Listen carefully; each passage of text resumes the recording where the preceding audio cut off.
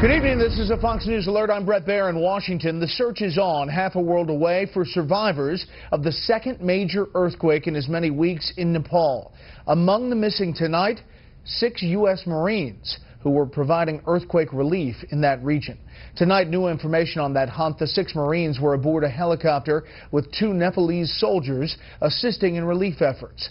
National security correspondent Jennifer Griffin joins us now from the Pentagon with the latest on that search. Good evening, Jennifer.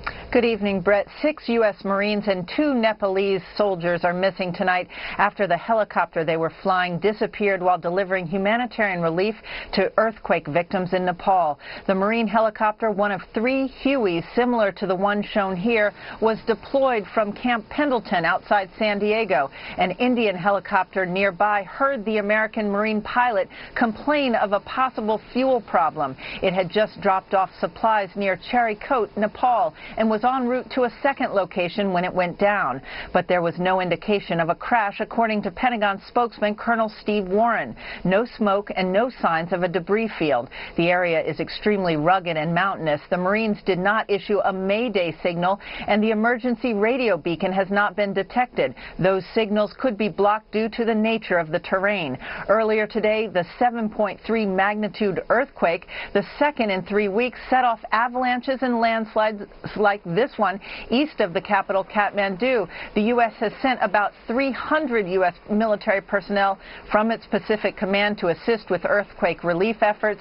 Airborne search operations will resume soon, I'm told, so that Marine aircraft will be airborne again over the search site at first light, according to U.S. military officials. In the meantime, Nepalese soldiers are making their way on foot to the area where they believe the American helicopter went down, Brett. Jennifer Griffin live at the Pentagon. We'll head back for any breaking details. Jennifer, thank you. A major setback tonight for the president's plans on trade as Senate Democrats vote to block consideration of the bill on fast-track trade authority.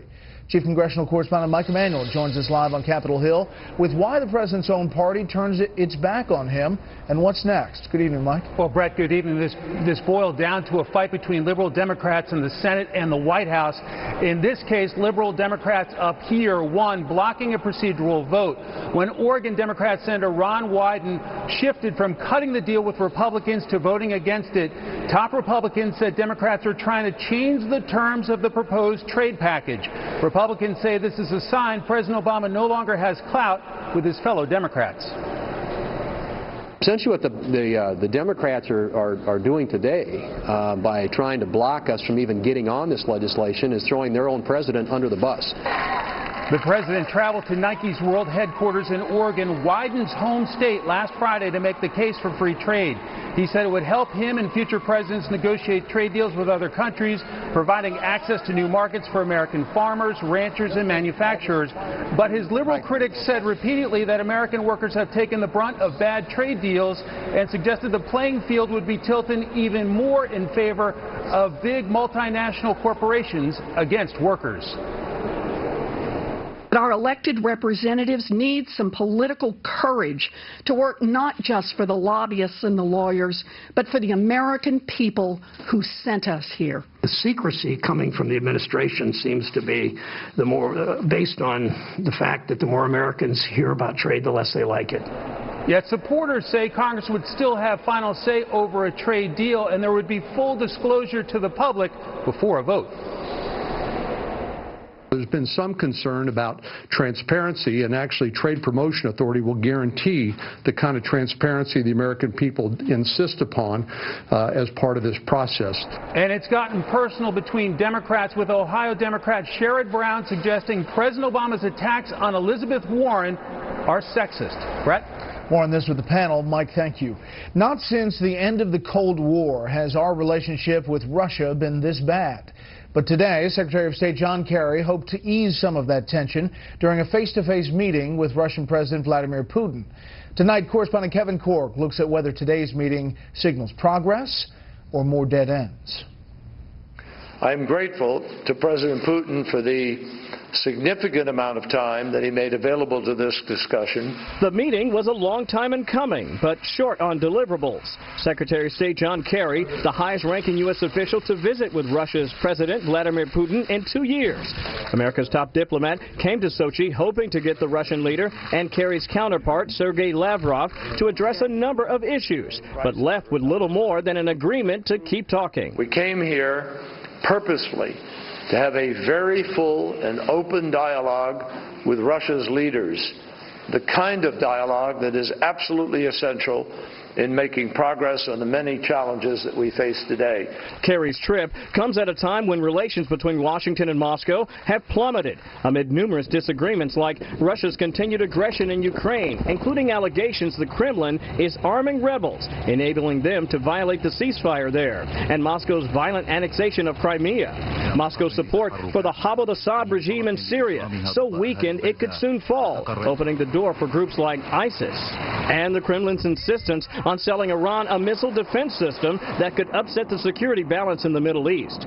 Signs of strain between the two powers that under President Obama have frayed to a point not seen since the Cold War. And at the point where the reset with Russia was supposed to be, we're going to have a great harmonious relationship, Putin's idea of the reset was to humiliate the United States and to reclaim Russian greatness. Further complicating the Iran issue, Russia's part in the P5+1 talks.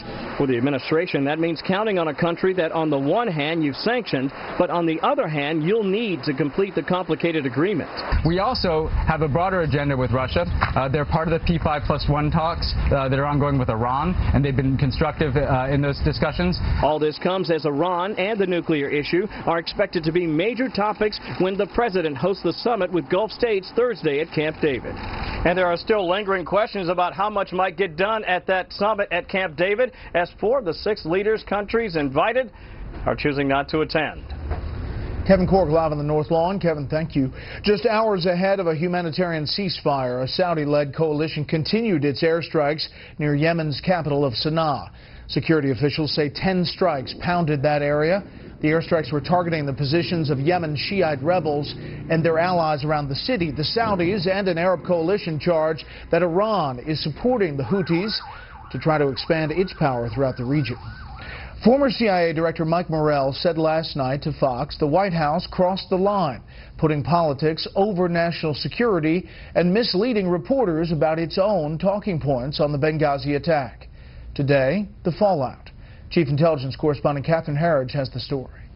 Former acting CIA Director Mike Morell writes that the White House Benghazi talking points were crafted by presidential aide Ben Rhodes, who coached then-UN Ambassador Susan Rice for her national TV appearances, to blame a video and not a policy failure 6 weeks before the election. I think that is crossing the line between national security and politics. Rather than respond to the interview with Bret Baier, the White House spokesman referred back to Morell's book.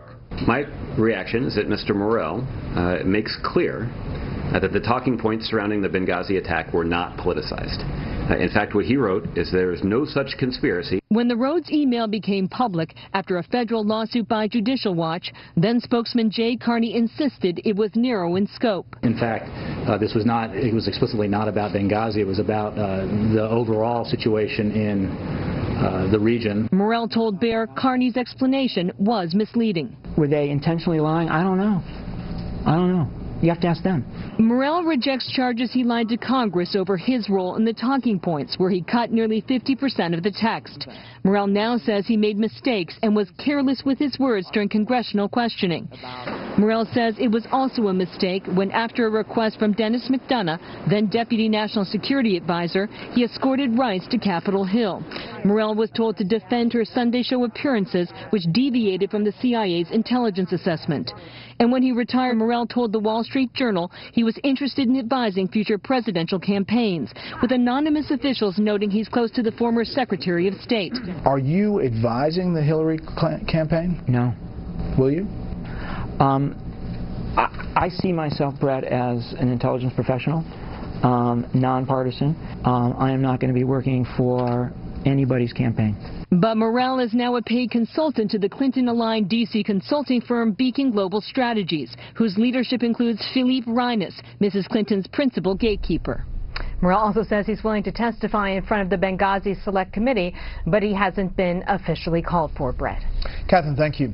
After the break, Jeb Bush admits to a mistake, while Hillary Clinton remains mum on the campaign trail. First, here's what some of our Fox affiliates around the country are covering tonight. Fox 35 in Orlando with guns recovered from both parties in a road rage shooting incident involving George Zimmerman, who was acquitted in the death of Trayvon Martin. Police say the suspect was involved in an ongoing dispute with Zimmerman. Zimmerman's attorney says he was hit by some flying glass but was not seriously hurt. Charges have not yet been filed.